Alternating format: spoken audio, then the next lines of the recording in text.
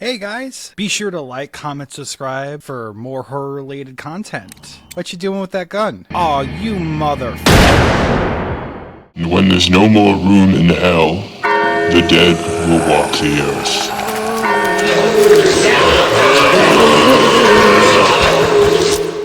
If there's one thing horror fans know, it's that not all remakes are created equal. Some bring something new to the table, and others just feel like a glossy replay of a masterpiece that didn't need retelling. And for me, Dawn of the Dead 2004 lands squarely in the unnecessary category. Now, don't get me wrong, the movie is stylish, high-octane, early 2000s chaos in all the best ways. The opening hits hard, the practical effects are gnarly, and the cast gives it everything they've got.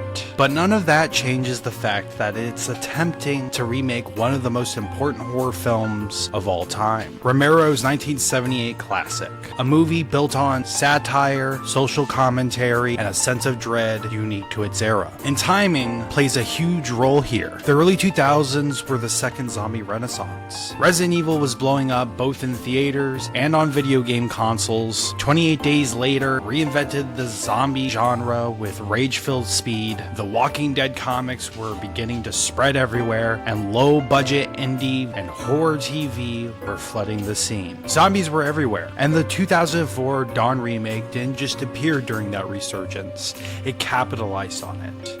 It tapped into the hype, leaned into fast zombies, and went all in on spectacle over substance. What we got wasn't a reinterpretation of Romero's themes. It was a studio-driven attempt to slap a legacy title onto a trend. But before we go any further, let me take this back for a moment, because little me, watching this for the first time, had no idea any of that mattered. Back then, this movie wrecked me in the best way possible. I was blown away, terrified, and absolutely glued to the screen. That opening scene, a sweet little girl walking into someone's house, then ripping their throat out like she's popping open a Capri Sun, that honestly stuck with me. It gave me nightmares. That was another oh shit moment that pushed me even further into the horror genre. But as I grew up and expanded my horizons, discovering more films, more directors, more styles of horror, the shine wore off. The movie that once scared me senseless started to feel hollow. And the more that I learned about Romero's original, the more this remake began to fall apart for me. To this day, whenever I mention Dawn of the Dead, people assume I mean the 2004 version. Some don't even realize it's a remake at all. And honestly, I can't blame them. A man by the name of Richard P. Rubenstein, who was the producer of the original Dawn of the Dead, he currently has the movie rights in a chokehold, asking for a ridiculous amount of money for physical production, which means the original Dawn of the Dead is very rare to find out in the wild. You can't go to your local Walmart and find it up on the shelves. And for copies like this, it's gonna cost you an arm and a leg. Thanks, Richard P. Rubenstein, for being an absolute jackass, a prick. This is me calling you out. But what the original does have over the remake was it had a message, a purpose, a commentary that still hits today. So today, we're breaking the 2004 film down scene by scene to figure out exactly why, despite being entertaining as hell, it still feels unnecessary. We're exploring what it does right, what it loses from the original, and how the early 2000s zombie craze shaped it into something fun, but ultimately redundant. Let's dive in to the deep cut. We open up the movie with our leading lady, Anna. She's wrapping up her shift at the hospital when her boss stops her with one final task. Check on the status and the whereabouts of a patient who came in with an ominous hand bite. Where's the patient now? I'd like to see him. They moved him. I'm sure one of the night nurses can tell Page me you. when you find him. And look, if you work in healthcare and a bunch of random people start showing up with random bite marks from crazed people, maybe that's a sign that you should probably pack your things up and get the fuck out. Anna finishes her job and finally heads home. On the way back, she's switching through radio stations like she's looking for the perfect road trip vibe. And even though the news is practically screaming, "Health bar is burning me alive!" she's like, nah, vibes only, and turns it off for some tunes instead.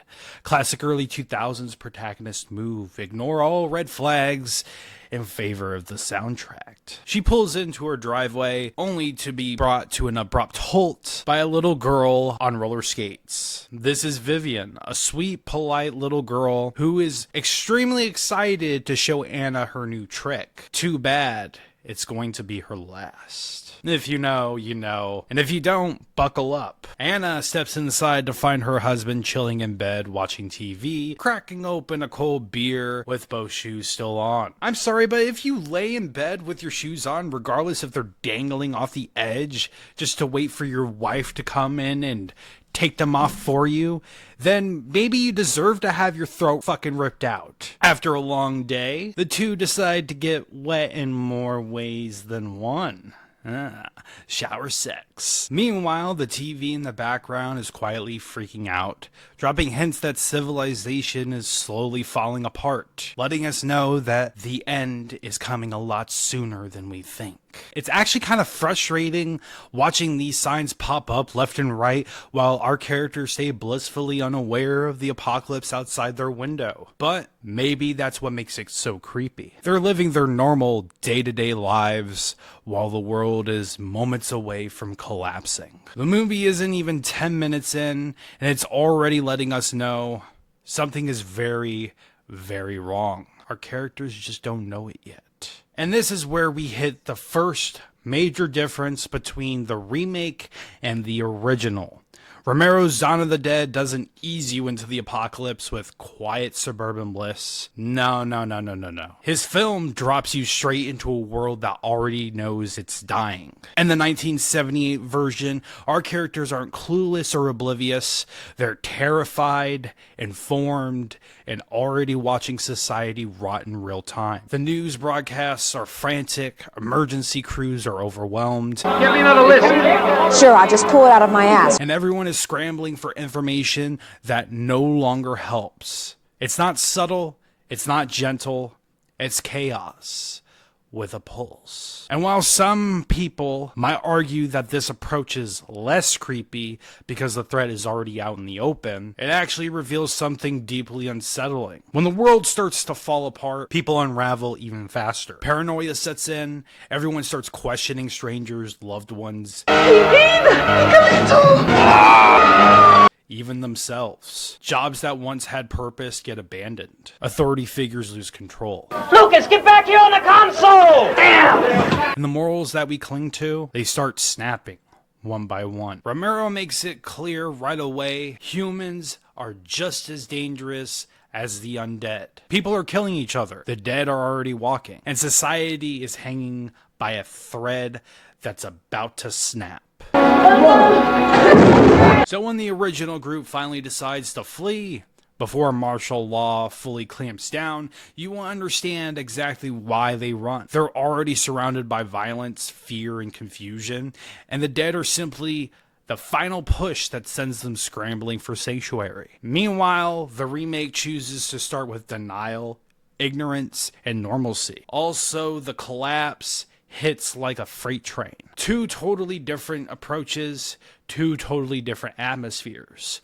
And that contrast tells you everything about how each movie views the apocalypse. Cut back to our feature presentation.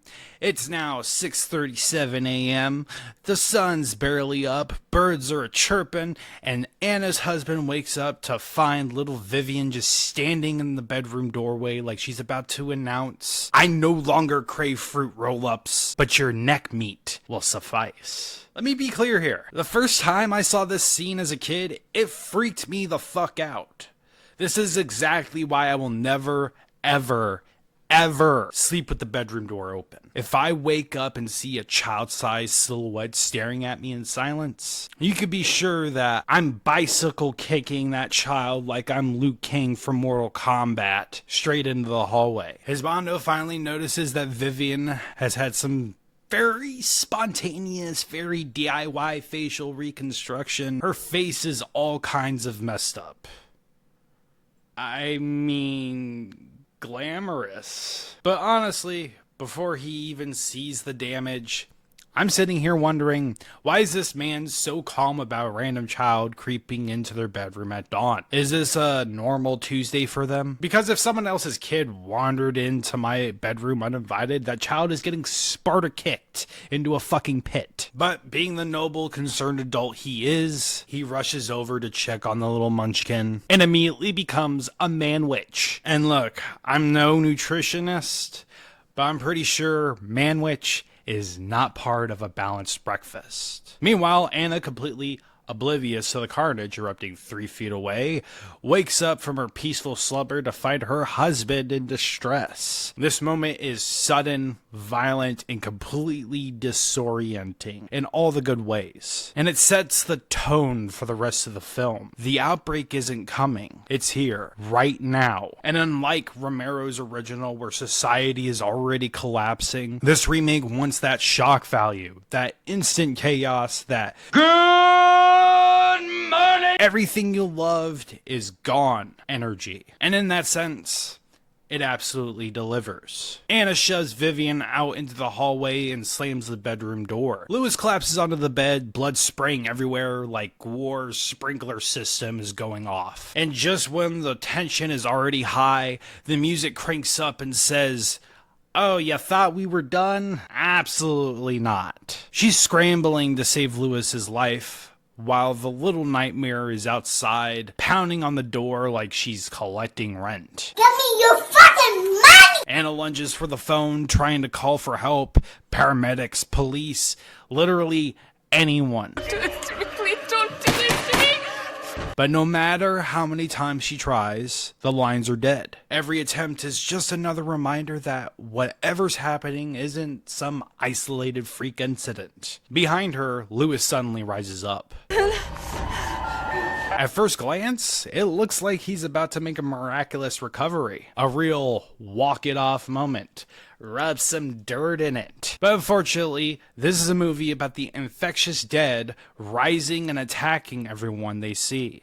So Lewis is about to be the opposite of helpful. Zombie Lewis lunges at Anna. She dodges, slips out of his grasp, and sprints for the bathroom. She slams the door shut. Victory! Let's go! Then immediately slips and falls backwards into the bathtub like a scene straight out of Final Destination.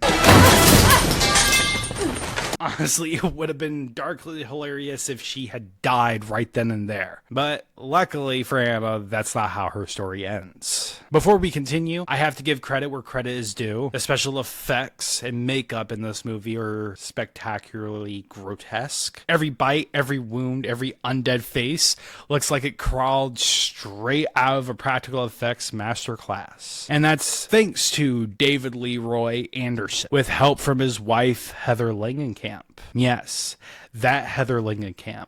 Nancy Thompson herself from A Nightmare on Elm Street. Cut back to Anna, still struggling to get the fucking window open.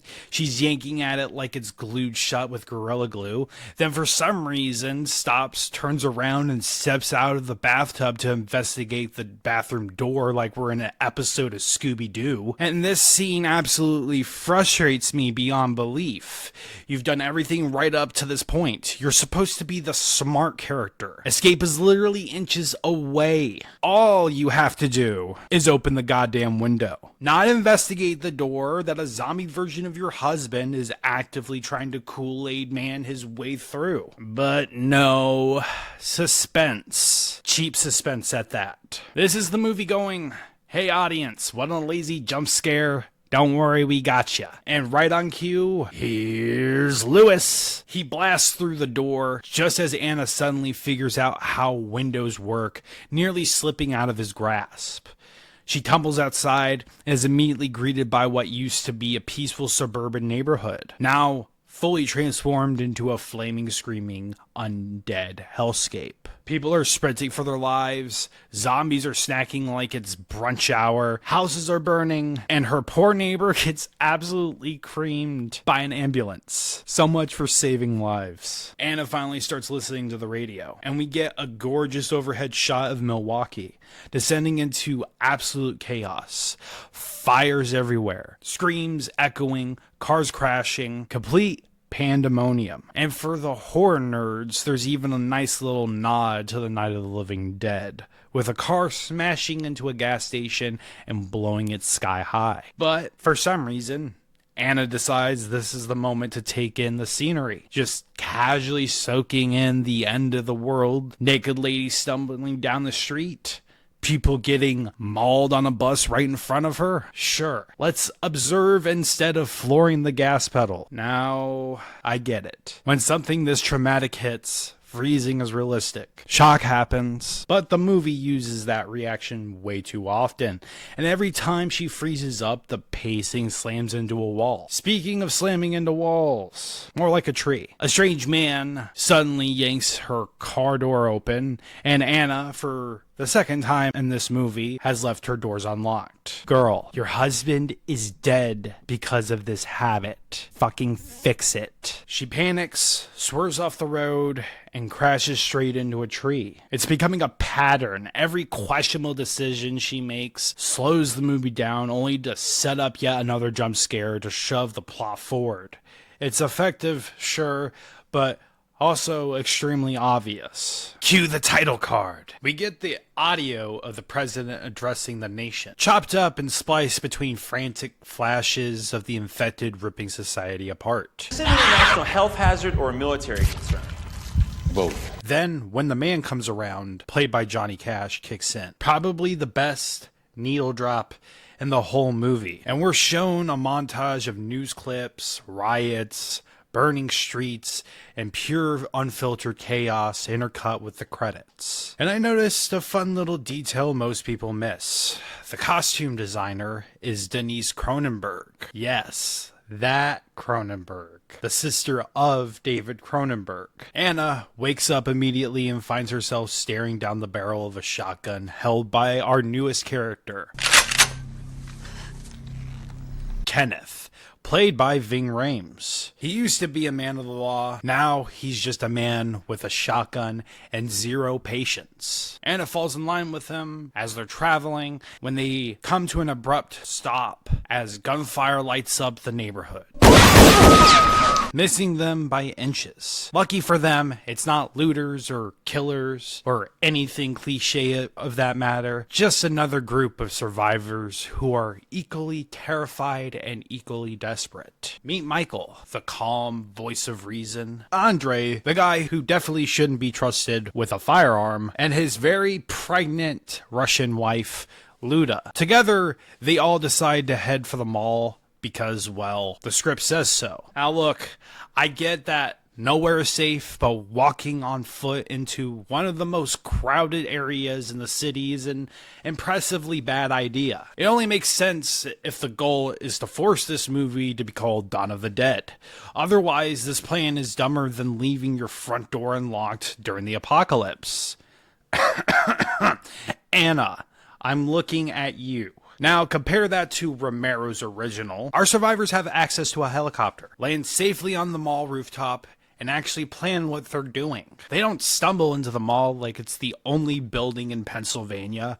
Yet another difference between the original and the remake. They choose it, scout it, and eventually attempt to clear it out and make it their own.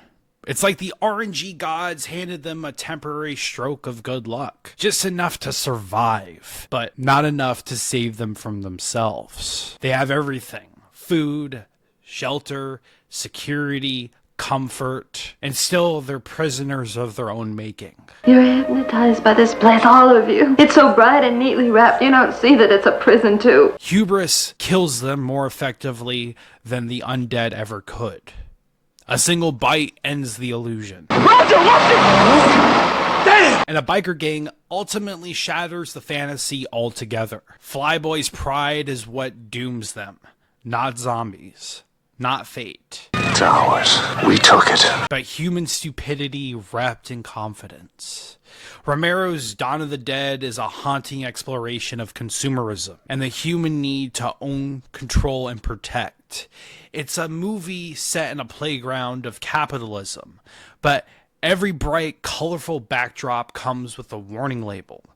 None of this will save you. The remake? Well, it sends a group of unprepared strangers into a mall because malls are cool, I guess. Cut to the Crossroads Mall. Very fitting, considering our group is going to face a major decision later on. The parking lot is shockingly empty, especially compared to the original where the area was absolutely crawling with the undead. Here it looks like the apocalypse politely avoided mall hours. The group heads to a side door and tries to pry it open.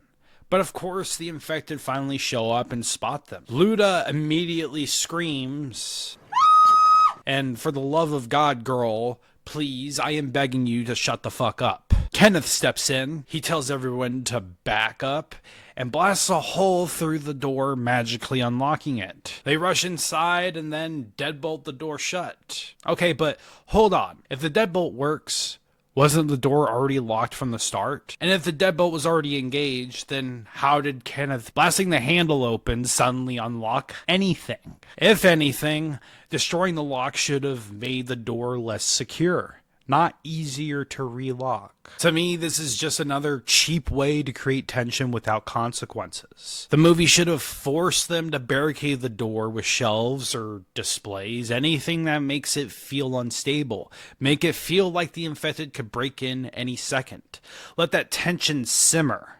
Instead, it's just crisis, shotgun, deadbolt, problem solved. From the back hallway, they make their way into a store, and Michael stares at a toilet like it reminds him of his ex-wife. They grab it and yeet it through a glass window to access the mall proper. Even though I'm pretty sure you can unlock those doors from the inside. And out of the whole group, Anna, I am absolutely looking at you. You clearly know how doors work, considering you love leaving them unlocked at the worst possible times. With the amount of noise this crew is making, I'm honestly amazed they've survived this long. They're basically ringing the dinner bell and waiting to see what comes to eat them. Our group steps into the ball and discovers its eerie, desolate interior. Quiet, empty, untouched by the infected. And then over the PA system, we hear a cheerful instrumental of "Don't Worry, Be Happy."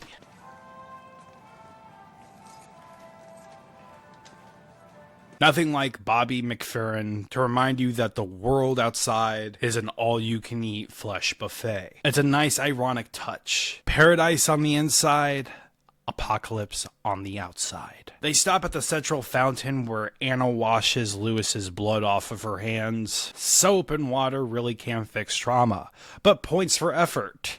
Meanwhile, Michael and Andre decide to split up. And not only split up from the group, they split up from each other. Why? Who the hell knows? It's yet another round of let's make the dumbest decisions possible so the movie can scare us later. Andre checks an exterior door to see if it's locked. And of course, we're slapped with yet another predictable jump scare. Cut to Michael, who finds himself in a sporting goods store.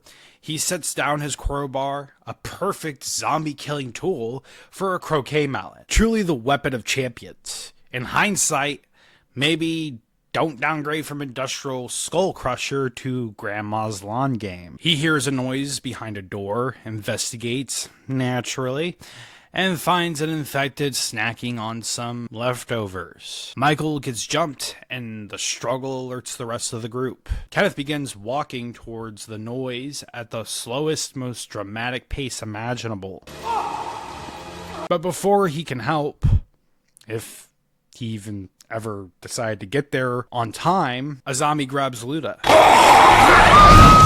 And of course, she breaks out her signature move, the unconvincing, high-pitched, obnoxious scream that reminds us her character exists to do exactly two things: be pregnant and scream obnoxiously. Oh, I also forgot, be Russian.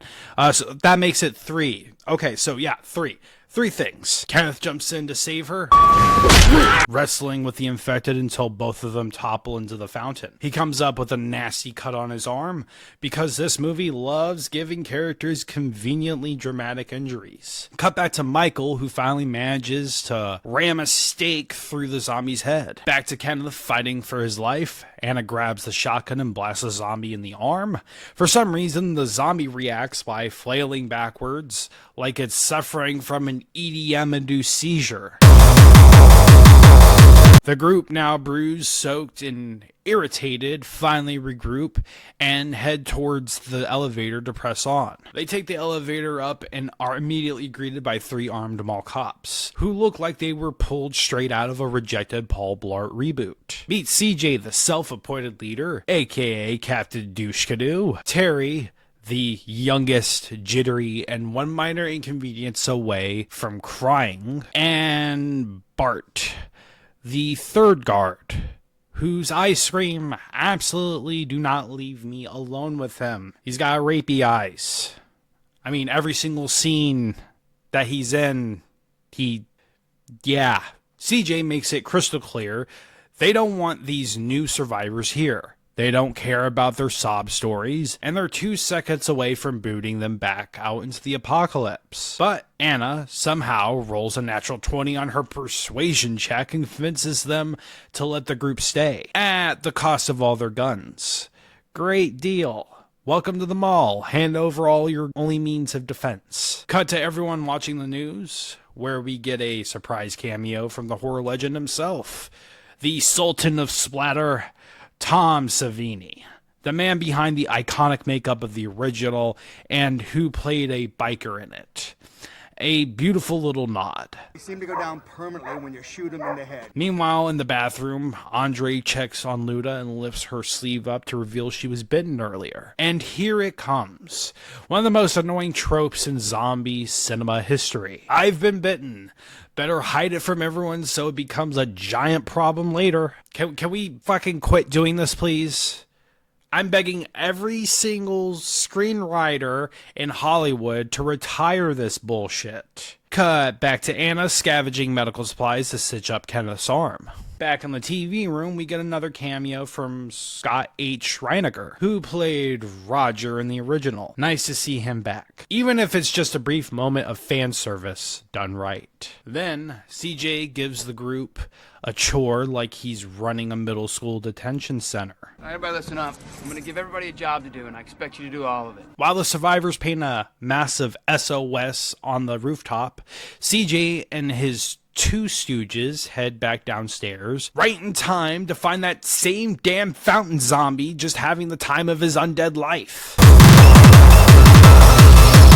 CJ ends the pool party with a bullet to the head, then casually finishes off the zombie Michael left behind earlier, who somehow has just been lying there the whole time like it took a nap. Up on the roof, the group finishes their SOS message, hoping a helicopter will spot it and rescue them. That's when we see a massive swarm of undead slowly migrating toward the mall like it's a Black Friday sale and someone said flat screen TVs are 90% off. Anna asks, Why are they coming here? Kenneth responds, Memory, maybe. Instinct. Maybe they're coming for us. wink, wink. Nudge, nudge, get it? It's a reference to the original. But unlike Romero's take, where this idea had actual thematic weight about consumerism, here it feels empty. A line thrown in because the original said it. So we should too. Without the social commentary that made it brilliant. Just another hollow nod to a better film. A gunshot echoes from the roof across from the mall.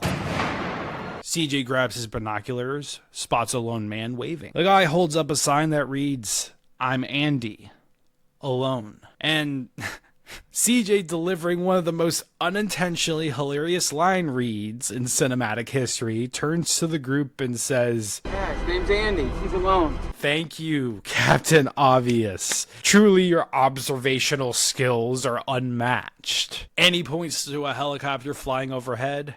Everyone erupts into cheer. They're saved! Woo! Yeah!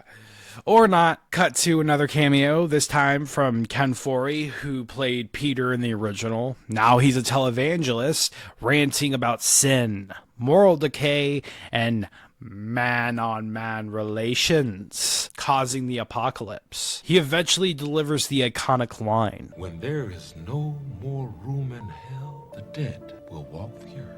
Still hits, even if it's surrounded by Zack Snyder's chaos edits. Everyone clings to hope that the helicopter might return, But Michael, ever the realist, isn't buying it.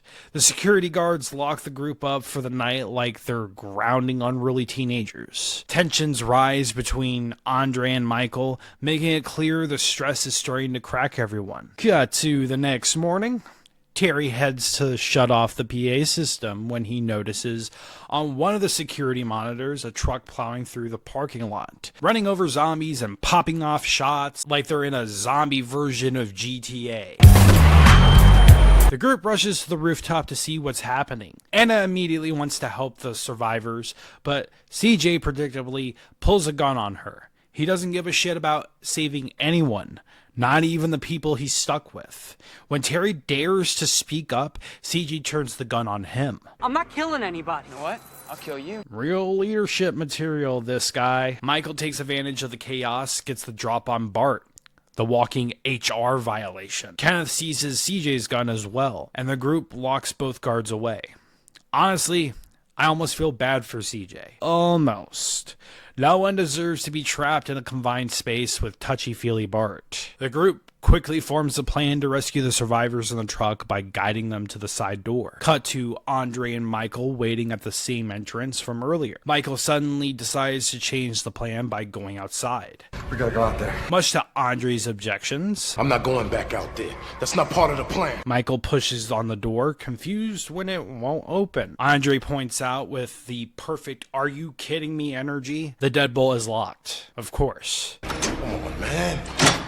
That's James Gunn for ya. His writing pops through here like a neon sign. They finally open the door and immediately come face to face with spreading zombies, only to be told to get back inside because Anna has already lowered the fire escape ladder for the survivors to climb up. Get back inside! They're fine! Get back inside! So, what the hell was the point of Michael's sudden plan change? There was no reason for them to go outside. No tactical advantage. Nothing but increased danger. It's just another addition to the pile of dumb decisions that move the plot forward instead of the characters. With the new survivors dragged inside, we're suddenly introduced to a whole slew of fresh faces. Basically, a buffet line for the kill count. Anna's brilliant rescue mission is already looking questionable, because the first thing they wheel in is a woman in a wheelbarrow who has clearly been bitten and is absolutely on her way out. Fun fact, she's actually played by a he. That ain't no woman. It's a man. Some of these characters exist purely to die later, so there's no need to go through a full roll call, but here are the most important ones. We have Norma, the truck driver who saved a bunch of people from a church. MVP material, if I must say so myself. Steve, a rich douchebag whose hobby is being a rich douchebag. And Frank and Nicole, father and daughter, and the only duo here with actual emotional potential, in theory. Michael passes out waters like he's working a Costco free sample stand. Meanwhile, Kenneth is about to bounce. He wants to head to Fort Pasture to look for his older brother, which he's mentioned previously. And it's only a part of his character because Peter from the original mentioned that he had brothers. But Kenneth has stopped, and Steve casually mentions that the fort was overrun and destroyed. That place is fucked, man. Bloodbath City. How do you know? We just came from there. Kenneth realizes no rescue is coming, and his brother is almost certainly gone. He heads to the roof to break the news to Andy, officially killing the last glimmer of hope. Cut to Nicole tending to her father when we learn, surprise, he's been bitten. That's just great. Fan-fucking-tastic. Not only did they drag in one infected person, they brought two. Anna, you've literally watched what a single bite does. Your husband turned into a discount Olympic sprinter in under a minute. Speaking of turning, Wheelbarrow Lady finally gives up the ghost. Anna covers her up with a blanket for nappy time, and then she pops back up like a zombie Jack-in-the-Box. Guys, do you want to move into the other room? Terry immediately shits himself and exits the scene. Holy shit! The freshly turned corpse lunges at Anna, but Anna is officially done with today and puts her down for good. Our leading lady Anna gathers everyone for a meeting and explains that the bites are what cause people to turn. Andre immediately realizes Luda is doomed and walks off in quiet panic. Michael realizes Frank has also been bitten and thinks someone needs to, handle it. I don't think there's any other choice. Anna decides to rush off to warn Frank. Frank, Michael's coming to shoot you. And Nicole begins to break down when she learns she's about to lose the last family she has. Michael stands there absolutely crushed. You could tell he doesn't have it in him to pull the trigger, even though he suggested it in the first place. Cut to Andre finding Luna looking at baby clothes. They share a sweet little moment talking about baby names. I want Russian name. Well, don't start that again. African name. Which would be touching if Andre wasn't keeping her very obvious impending death a secret. Somebody give this guy a nice guy husband of the apocalypse award, everyone. Back with Frank, he says his final goodbyes to Nicole, and this is supposed to be a emotional moment. It's supposed to hit like the original, but because we've spent all of 5 minutes with Frank and Nicole, it lands with the emotional depth of a damp paper towel. And Andre keeping Luda's bite a secret makes him seem selfish rather than sympathetic, especially since he's putting everyone else at risk. Since Michael can't bring himself to do it, he hands the responsibility off to Kenneth. Kenneth waits as Frank takes his last breath, then Frank reanimates and lets out a guttural scream before Kenneth finishes the job. This tries so hard to mimic the original film, where Peter has to mercy kill Roger after he's bitten. But the 1978 version works because we know Roger. We liked Roger. We followed him for most of the film. Even after he's bitten, the group wheels him around like he's still a part of the mission. We get to watch his decline and the montage of the survivors living peacefully in the mall. It's bittersweet, because Roger's time is running out. So when Peter silently watches him reanimate before the gunshot echoes, it's devastating. We've got to The 2004 remake tries to recreate that emotional weight, but we barely know Frank, and his death just becomes another box checked before the script moves on. The pacing never lets us breathe, never lets us care. It just jumps from one scene to the next, expecting impact without doing the work. We cut to Kenneth getting absolutely destroyed in a friendly game of rooftop chess with Andy, while a smooth jazz rendition of Get Down with the Sickness by Richard Cheese plays in the background. Come on, get down with the sickness. Nothing says zombie apocalypse quite like lounge music and poor strategy. We montage through everyone's downtime activities. Nicole spray painting walls like she's tagging her way through a midlife crisis. Monica, the sexy blonde, trying on lingerie. Glenn wobbling around in high heels. Terry and Nicole stargazing on the roof.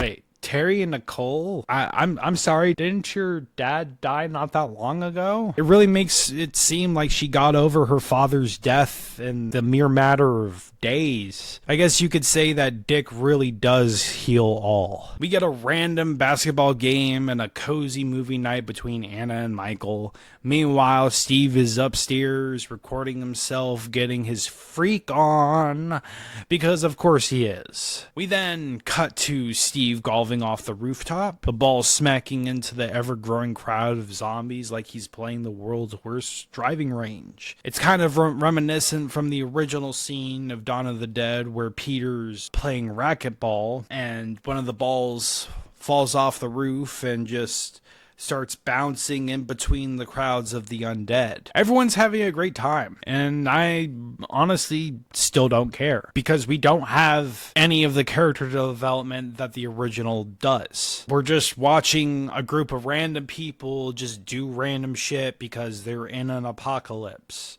We go from scene to scene to scene with no real substance here. It's yet another checking the original did it so we have to do it box. Next up, A game of, let's get Andy to shoot celebrity lookalike zombies. Anna may not find this funny, but honestly, I'm having a blast. It's one of the few scenes that I absolutely enjoy. Anna judges the group for messing around, and Steve tells her, You have my permission. If I ever turn into one of those things, do me a favor, blow my fucking head off. Oh, yeah, you can count on that. but honestly, why fucking wait? You're not doing anything important, and you sure as shit won't do anything important to help the group in the near future. Cut to Glenn torturing the imprisoned CJ and Bart by recounting his gay awakening. I guess the first time I knew I was gay, I was 13. This guy, Todd. Okay? Because apparently that's comedy somehow. Oh yeah, wait a minute. This movie was released in 2004, so that makes a lot of sense. Anna wants to check on Luda, but Andre aggressively insists she's fine. She's fine. You sure?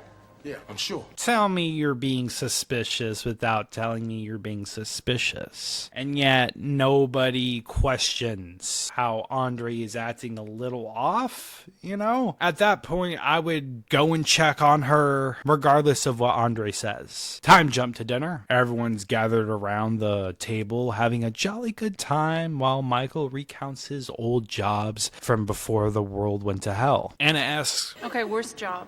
he says, Being a husband. she asks, What were you best at? and he says, Being a dad. and just like that, the room turns colder than inside of a walk-in freezer of emotional trauma. Nothing kills the vibe like dead kids. Appetite absolutely gone. Thanks, Michael. But deep down inside, I kind of blame Anna. So, thanks, Anna. Suddenly, the lights go out. Cut to Andre and Luda. Luda lets out a blood-curdling scream. That baby is ready to pop out at any minute. Michael drags CJ and Bart to show him where the backup generators are. And right away, we're treated to a classic Kenneth on the shoulder moment.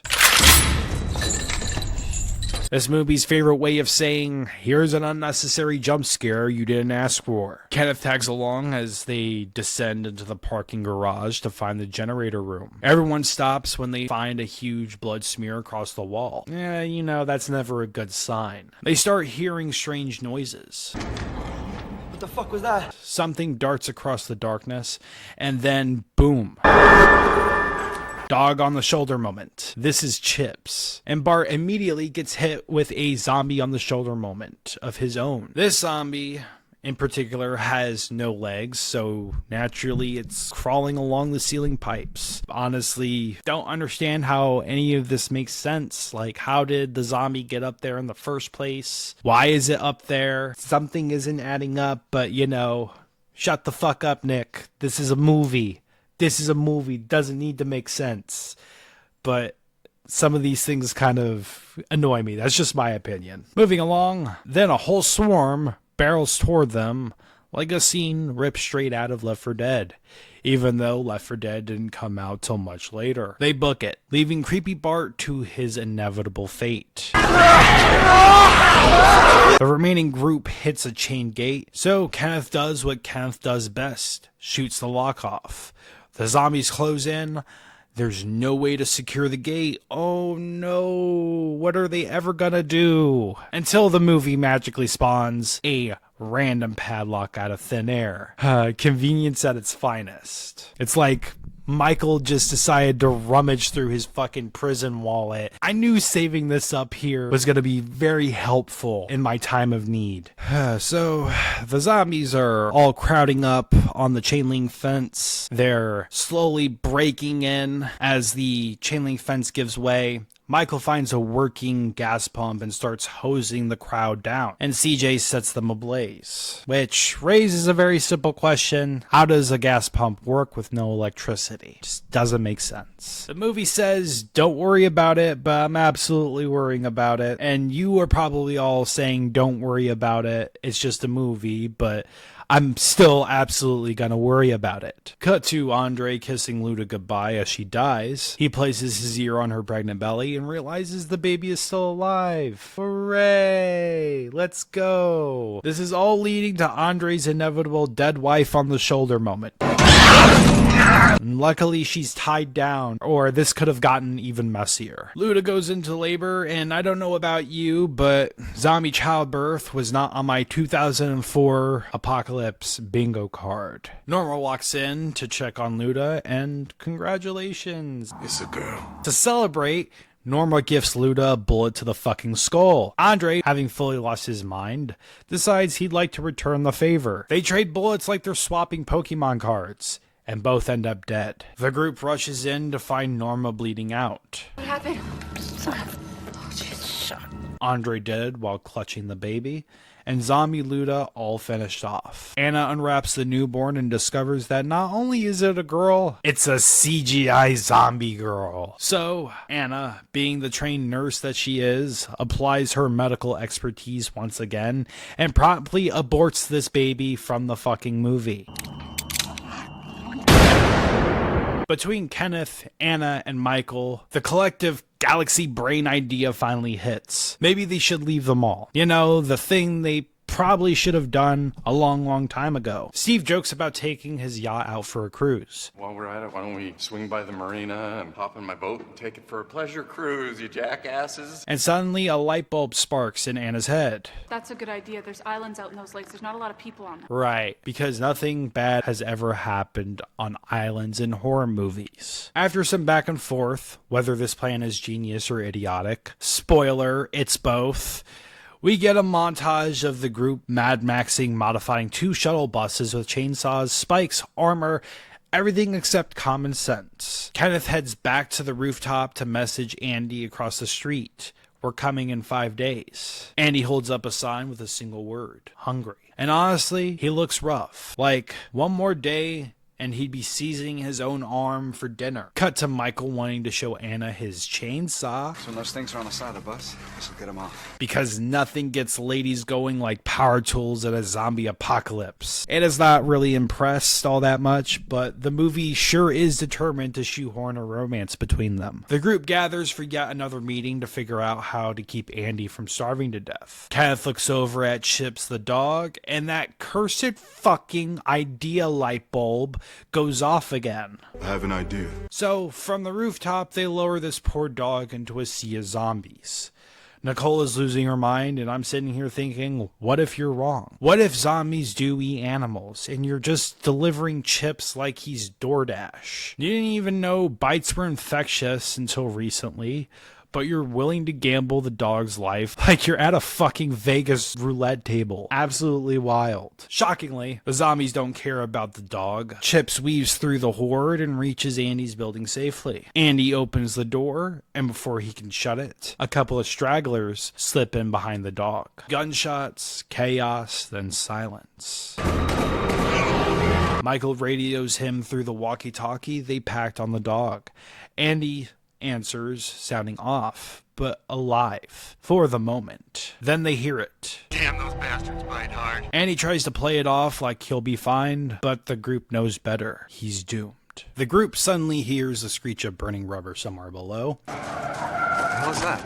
Oh my god, it's Nicole! Because in every zombie movie, there's always one person who decides to go full side quest at the worst possible moment. And Nicole's side quest: save the dog. Nicole crackles over the radio, panicked, confused, babbling that she's surrounded by blood, and she doesn't know what happened. There's a lot of blood in here. Kenneth checks the rooftop across the way just in time to see Andy scribbling something on his sign again. Writing something. What's that? But before anyone can react, zombie Andy shuffles off the roof and heads downstairs towards Nicole. She barely manages to lock herself inside a closet, begging the group to rescue her before the radio cuts out. And then Anna hits us with, We need to do something. Really, Anna? Because every time this group does something, it turns into a catastrophe. You know what you didn't do? Lock the front door to your house. Yeah, I'm still on that. I will die on this hill. Michael, Terry, CJ, and Tucker head down into the sewer system to bypass the horde outside and make it across the road to Andy's gun shop. Everyone climbs out of the manhole except Tucker, who stays behind to slide the cover back into place. And of course, the dumbass clicks it loud enough to wake the dead all over again. The zombies snap their attention toward the group. Gunshots blast. more infected swarm in, and things get chaotic fast. Despite the noise, everyone manages to reach the gun store safely. Then the group hears a loud banging. They follow the sound and find zombified Andy pounding on the door. Kenneth steps forward and Andy immediately turns towards him. I'm sorry, brother. Honestly, this is the most impactful death in the entire movie. We never learn much about Andy, but the moments we do get, him bonding with Kenneth from across the rooftop, playing games, keeping each other company, make him feel like Kenneth's would-be friend. Seeing that connection end hits way harder than it probably should. The group opens the door and finds Nicole and Chips alive and well. But getting everyone back through the horde isn't going to be easy. So CJ puts together a plan that basically amounts to a barbecue cookout. How about a barbecue? Everyone makes it back to the sewers, with CJ trailing behind. Tucker guards the manhole and calls for CJ to hurry. As CJ makes his way down, Tucker gets overwhelmed by a pack of zombies and falls down into the sewer, breaking his legs in the process.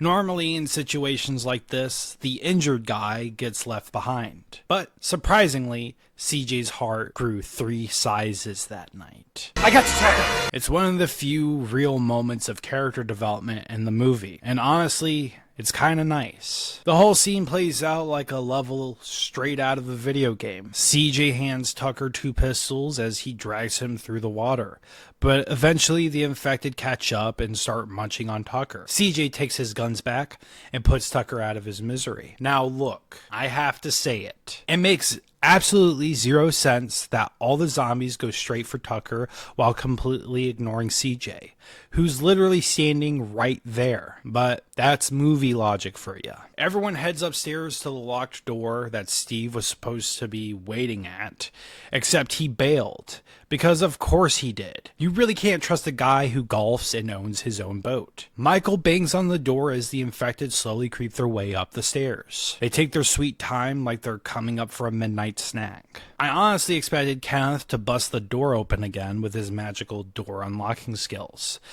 But no, not this time. Anna swings in the nick of time. Everyone scrambles through, but not fast enough to keep the zombies from slipping in behind them. Forced to abandon the mall early, the group heads for the elevator. The horde is right on their heels. As the doors close, one zombie grabs them and tries to pry them open, but they shut just in time. If we were using realistic elevator physics, the entire group would have been dead on the spot. Roll credits. But the movie wants one more cheap suspense moment, so we get the classic overused elevator trope.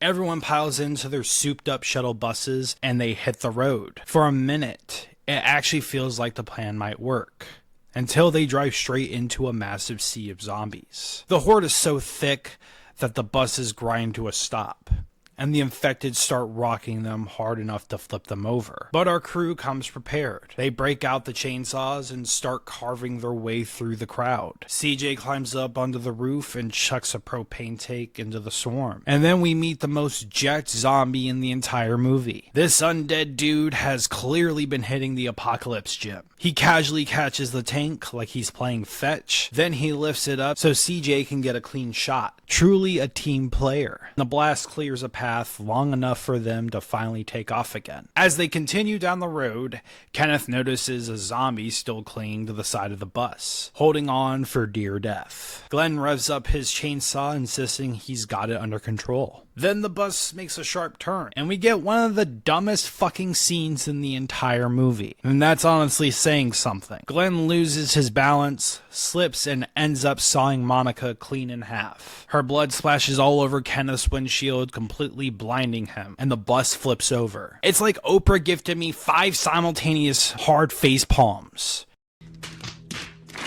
The second bus sees the chaos and throws it in reverse, while Anna desperately tries to contact Kenneth over the radio. Kenneth, are you there? Kenneth? Inside the wrecked bus, Kenneth is hurt and pinned, reaching out for Steve's help. But come on, we all know Steve has never lifted a finger for anyone but himself. I guess you could say Kenneth was left for dead. Steve slithers out of the bus like the coward he is, only to immediately get pounced on by a zombie. That's karma hitting its stride. Cut to CJ, who heads over to investigate the crash, and look at that. Kenneth is totally fine now, like nothing even happened. And Terry's doing just peachy as well. Amazing what 5 seconds of off-screen healing can do. It's like they took notes from Resident Evil and started hitting that green herb pack, if you know what I mean. Then Zombie Steve strolls up to the group, and Anna keeps her promise. But there's no time to breathe. Another horde charges toward the remaining survivors, while Anna frantically digs through Steve's corpse, searching for the boat keys. The group finally reaches the marina, and Kenneth crashes the bus straight onto the dock like he's auditioning for a Fast and Furious undead drift. Seriously, this man should not be behind the wheel. Just look at what happened to Monica and Glenn. Exhibit A and Exhibit B. Everyone scrambles out of the wreck as another massive horde closes in on them. And then CJ makes a choice. For some reason, some dumb, unnecessary reason, he decides to stay behind and blow up the bus, sacrificing himself. Was it emotional? Was it needed? Absolutely not. But hey, it looks cool. So I guess that's all that matters. Kenneth, Terry, Nicole, Chips, and Anna all board the boat, but Michael stays behind, and it is revealed he's been bitten. Very poetic, very dramatic, very, this is the end, and I don't give a shit. Kenneth asks him, You sure you want to do this? Like, what's the alternative, dude? Jump on the boat and hope the bite magically goes away? I'm really starting to think that earlier bus crash scrambled his brain more than we thought. The group sails off as Michael ends things on his own terms. Cut to black and roll credits. But wait! There's more! The movie pretends to end, but nope. We suddenly shift into a found footage style of film because Terry discovers Steve's camcorder on the boat. I found Steve's camera. And honestly, even though I'm not a huge fan of found footage, it's a nice touch here, and it weirdly works. We can see the remaining members drifting at sea for God knows how many days, and their luck just keeps getting worse and worse. Eventually, they land on an island. And it's finally a win. They finally did it. They made it to an island. But Chips immediately senses the bullshit and knows that shit's about to go down. So he nopes it right out of the movie. Chips, no! Clearly, Chips is the smartest character out of them all. Then the island trees start shaking. And boom, swarms of the undead pour out like they were waiting backstage for their cue. The movie ends with Disturbed's Get Down with the Sickness, blasting classic 2000s energy. Fuck yeah. If you've been around on the channel for a while now, I love a bleak ending. If only this wasn't a remake. If only it had better writing and better character development. Because then this movie could have been fucking awesome in my eyes. Coming back to doing the recording for this video, having to sit down and watch the movie and write a script, I thought to myself, maybe I'm actually gonna like this movie. The intro is fucking intense, right? So this movie has to be good. Although I am not a fan of Zack Snyder's style of filming with CGI all over the place, and for the love of God, he loves slow motion scenes. It's like his biggest fetish. He just loves making love to that slow motion button. And a lot of scenes in this movie have unnecessary slow motion in them. Like the toilet, for instance. Why do we need a slow motion scene of the toilet? Because it looks cool. And I just feel like this entire movie, in some form or manner, pays homage to Romero's original. And that's not an issue that I have with this movie. I understand that they're fans of the original, and they don't want to do a beat-for-beat remake, which is cool.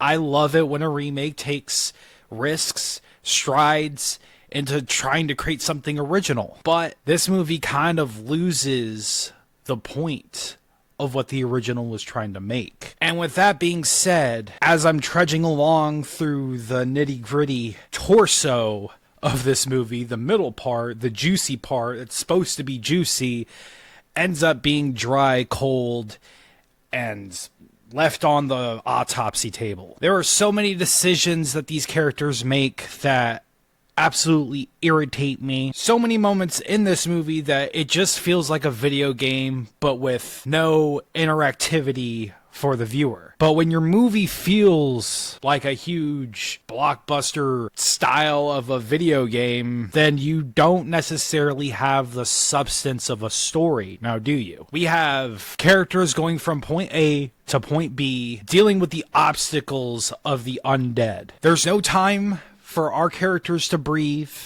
There's no time for us to grow attached to any characters. And that's where a lot of the issues that I have with this movie lay. The ending is fucking amazing. It's iconic.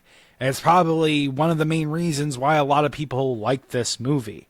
The ending is fucking awesome. I enjoy the POV style shots. But again, I digress. If we would have had this movie with a better writer, no offense to James Gunn, which, you know, he's done a few good movies here and there. If this movie was completely different in the sense that we had better writing, this movie wasn't called Dawn of the Dead, and on top of it, it could have paid homage to Romero's original, and we would not have an issue. We would have a iconic zombie movie. I don't have issues with zombies running, as though some may think that I do. I have no issue with it. It leads to intense moments. Although I am a bit of a purist when it comes to this genre of film. I love Romero's original. I like the shambling corpses. That's me. That's a personal opinion. But we have CGI. We have slow motion. We have ridiculous amounts of decisions that are made throughout this movie that are just infuriating, and it kind of just all falls apart when it comes to doing a remake. So what was the point of it? Obviously, we're not doing a beat for beat, which is fine. I don't like it when we are doing a scene for scene remodernized remake of a movie.